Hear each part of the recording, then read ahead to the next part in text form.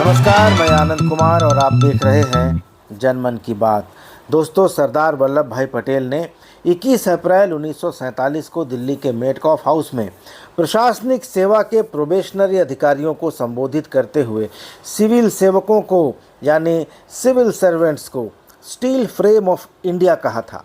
इस भाषण के दौरान सरदार पटेल ने कहा था कि सिविल सेवाएं देश के सुशासन का स्टील फ्रेम हैं। उन्होंने कहा था कि सिविल सर्वेंट्स भारतीय सेवा में अग्रणी हैं और इस सेवा का भविष्य, इसका फ्यूचर, इसकी नींव और इसकी परंपराओं पर निर्भर करेगा।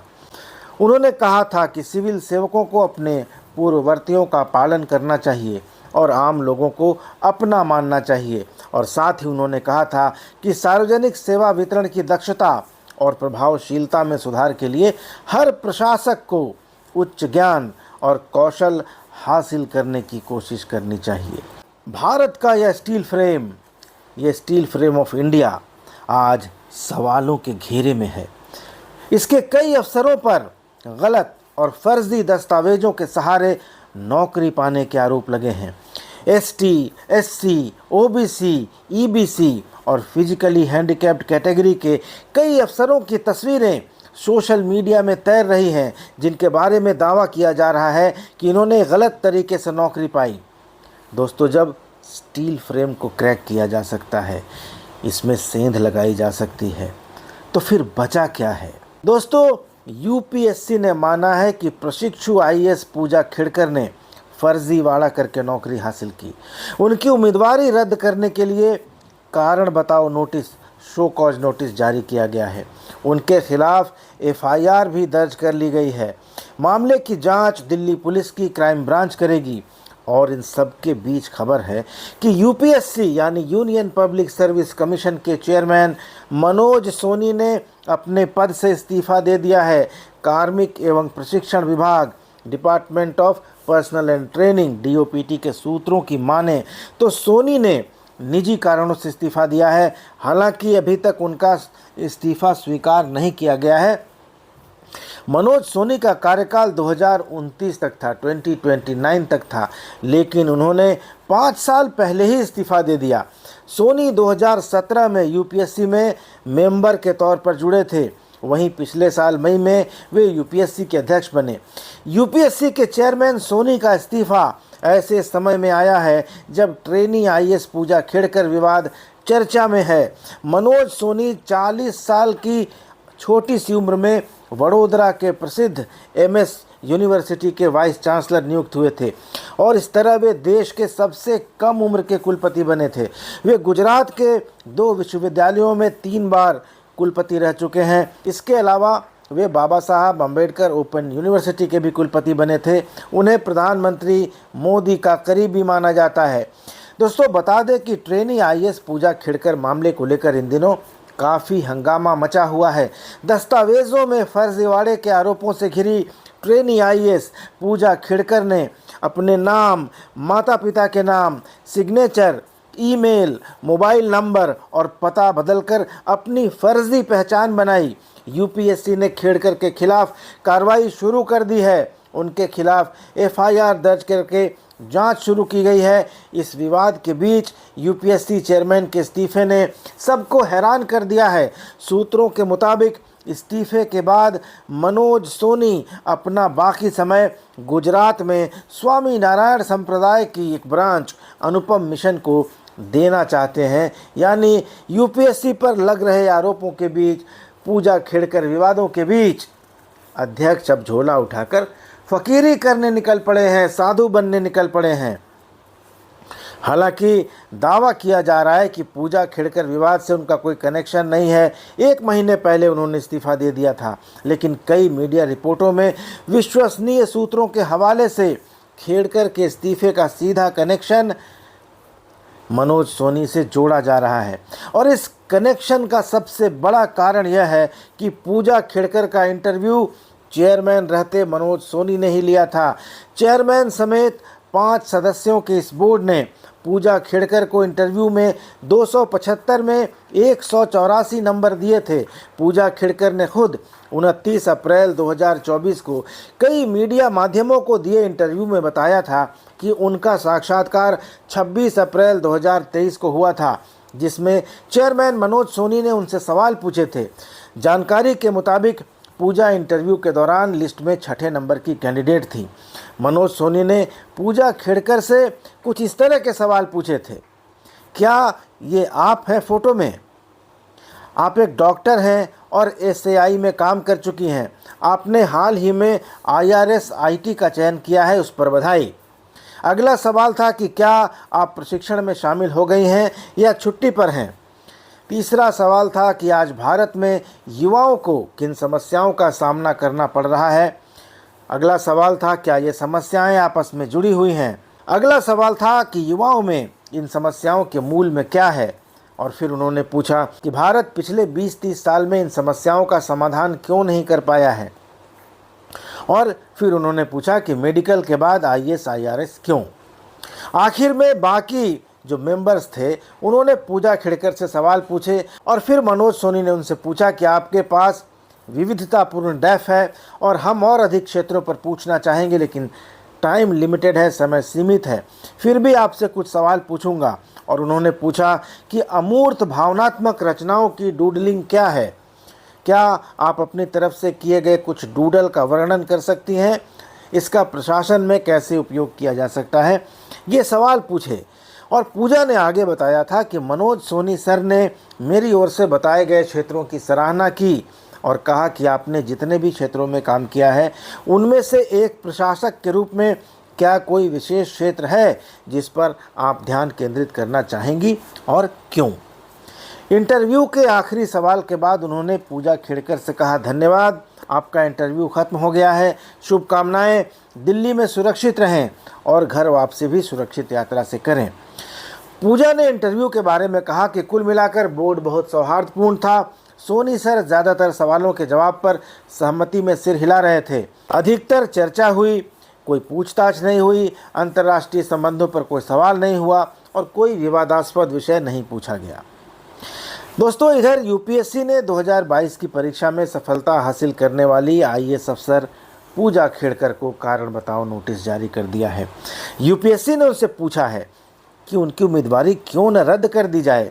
दिल्ली पुलिस की क्राइम ब्रांच इस बात की भी जांच करेगी कि कैसे खेड़कर ने पुणे के काशीबाई नवले मेडिकल कॉलेज में नोमैडिक ट्राइब्स 3 यानी घुमंतू जनजाति 3 की कैटेगरी में रिजर्वेशन का लाभ उठाकर MBBS की सीट पाई। पूजा खेड़कर पर IPC की धारा 420, 464, 465 और 471 के तहत मामला दर्ज किया गया है। साथ ही उन पर विकलांग व्यक्ति अधिकार अधिनियम की धारा 89 और 91 और सूचना प्रौद्योगिकी अधिनियम IT एक्ट की धारा 66D के तहत भी आरोप है। अधिकारियों के अनुसार IPC के तहत मामला दर्ज किया गया है क्योंकि कथित अपराध नए आपराधिक कानूनों के लागू होने के पहले किए गए थे। यूपीएससी ने इस संबंध में बयान भी जारी किया है। इसके मुताबिक यूपीएससी ने पूजा मनोरमा दिलीप खेड़कर से जुड़े धोखाधड़ी मामले में विस्तृत और गहन जांच की है। खेड़कर ने धोखाधड़ी से परीक्षा नियमों के तहत दी गई लिमिट से अधिक अटेम्प्ट का लाभ उठाया। उसने अपना नाम, अपने पिता और मां के नाम, उनकी तस्वीर, हस्ताक्षर, उसकी ईमेल ID, मोबाइल नंबर और पते में बदलाव किया और अपनी पहचान छिपा ली। पूजा खेड़कर ने 2021 में यूपीएससी की मेंस परीक्षा पास कर ली थी। उन्हें एम्स में एक मेडिकल टेस्ट से गुजरना था, लेकिन वह कथित तौर पर दिव्यांगता संबंधी फ्रॉड में पकड़ी नहीं जा सके, इसलिए बचने के लिए वहां से वे भाग गई। एक अधिकारी ने यूपीएससी की शिकायत का हवाला देते हुए कहा कि अगले साल वह एक फर्जी प्रमाण पत्र का उपयोग करके फिर से परीक्षा में शामिल हुई। नतीजे आने से पहले ही उसने यूपीएससी 2023 के लिए आवेदन कर दिया। शिकायत में आरोप लगाया गया कि खेड़कर ने अपने माता पिता दिलीप और मनोरमा खेड़कर को सेपरेट यानी एक दूसरे से अलग दिखाया, जिससे उनकी संपत्तियों को अलग रखा जा सके, साथ ही वो फर्जी आय प्रमाण पत्र के लिए आवेदन कर सके। मनोरमा खेड़कर को भी 8 जुलाई को एक अन्य आपराधिक केस में पुलिस ने गिरफ्तार किया था। दोस्तों, एक अधिकारी ने कहा कि कार्मिक और प्रशिक्षण विभाग डीओपीटी की तरफ से पूजा खेड़कर की उम्मीदवारी को लेकर जांच जारी है। रिपोर्ट 2 सप्ताह में तैयार हो जानी चाहिए। डीओपीटी समिति की रिपोर्ट में खेड़कर के फ्रॉड और यूपीएससी की जांच के निष्कर्षों में समानता मिलने के आसार हैं। ऐसा इसलिए क्योंकि सिविल सर्विस में एंट्री के लिए उन्होंने फर्जी ओबीसी और विकलांगता सर्टिफिकेट्स का इस्तेमाल किया था। यूपीएससी ने अपने बयान में कहा है कि यूपीएससी अपने संवैधानिक जनादेश का कड़ाई से पालन करता है। वह बिना किसी समझौते के सभी प्रक्रियाओं का संचालन करता है, जिसमें सभी परीक्षाएं भी शामिल हैं।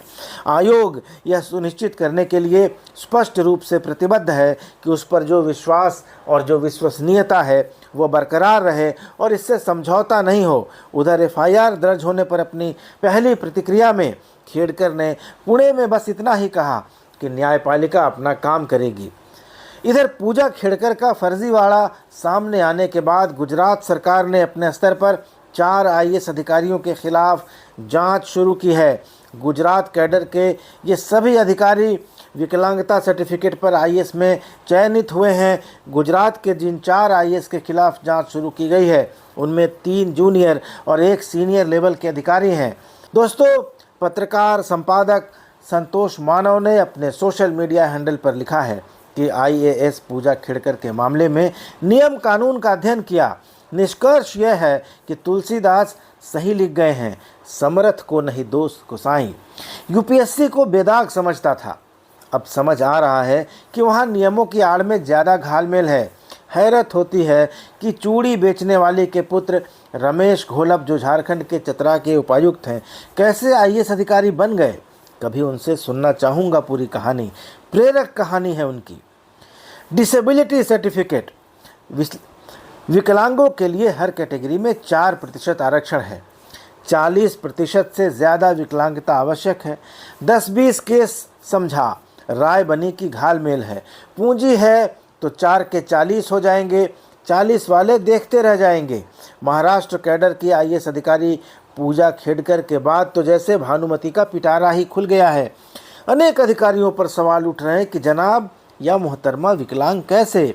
आप जिम जा रहे हो, दौड़ रहे हो, फिल्मों में एक्टिंग कर रहे हो, बिना चश्मे के ड्राइविंग टेस्ट दे रहे हो, तो विकलांग कैसे? सर्टिफिकेट कैसे दे रहे हो कि चलने फिरने या देखने में दिक्कत है? विकलांगता पर सवाल गैर वाजिब नहीं है। नाम अनेक हैं पर कुछ नाम लेता हूँ। हिमाचल कैडर के प्रियांशु खाती, उत्तराखंड कैडर की निकिता खंडेलवाल, यूपी कैडर के इस्तीफा दे चुके अभिषेक सिंह, पूजा खेड़कर तो खैर है ही।